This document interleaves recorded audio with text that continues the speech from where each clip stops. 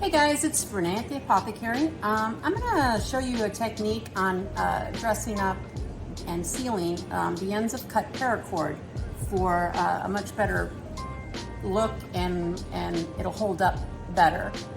So when I first started looking around for this, I went online and saw several YouTube videos and they really didn't come out the way I wanted them to come out. It was first of all, a lot of them were using something similar to this, some sort of heat source with a flame. Not only is it dangerous, but I was getting ends that just looked kind of globby and burnt.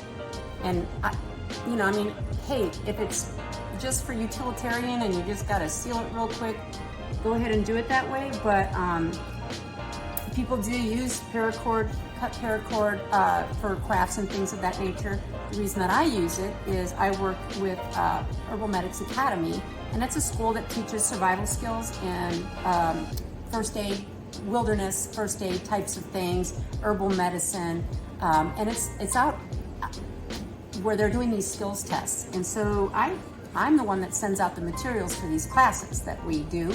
And so I want it to look nice, and I also want it to hold up, because if it comes apart, and these little burnt edges have done that because I've kind of tested them, it's not going to serve its purpose at all. And so basically I want something that looks more like this and is a nice clean edge that looks nice and also will hold up during their skills test. So without further ado, I'm going to show you what I use. Needle nose pliers. You don't really need this. It's what I use to make it look pretty.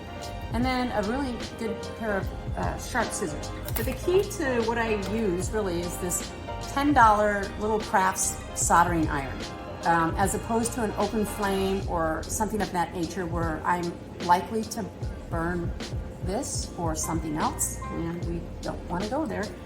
This is really nice. So what I do though is I do tape down my cord here on the table because I don't want it going anywhere. So safety first, guys. I do actually have a pair of heat resistant gloves that I can use. I'm working on a stainless steel surface, so nothing flammable. It's safe, it's heat resistant, and it's good. So first thing we're gonna do, you take your cut cord that you've already cut, and of course the sheath pulls back when you cut it and the fibers stick out. It's under pressure. That's what paracord is. So the first thing you need to do is trim back that paracord, or the fibers, all the way down to the sheath of the paracord, if you can get there. So much like that. And the good trick is that you hold it in the middle real tight, and then you take your fingers real tight of the other hand and you slide up,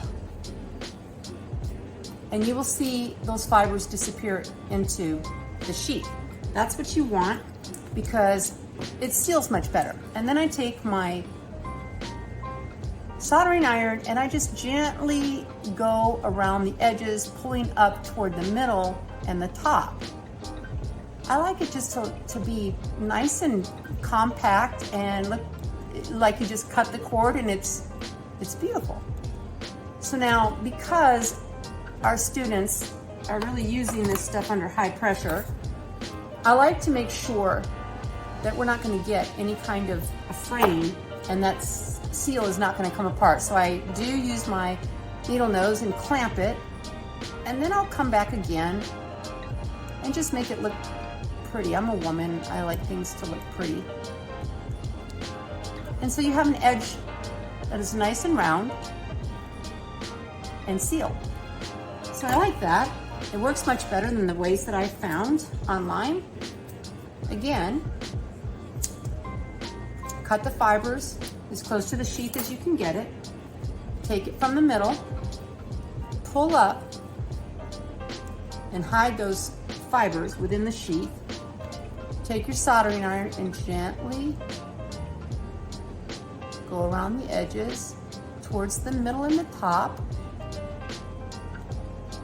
And you can seal it at this point. I mean, it does seal, but for our students that are out in the field and they're doing their skills test, the last thing you want is this thing to fray out. And so I clamp it with my needle nose, and then I smooth out the edges even more so that it looks nice and presentable. And these are part of the materials that I send out to our students in our first aid and wilderness skills classes. Thanks, guys. Hope you enjoyed it. Hope you learned something new, and we'll see you next time.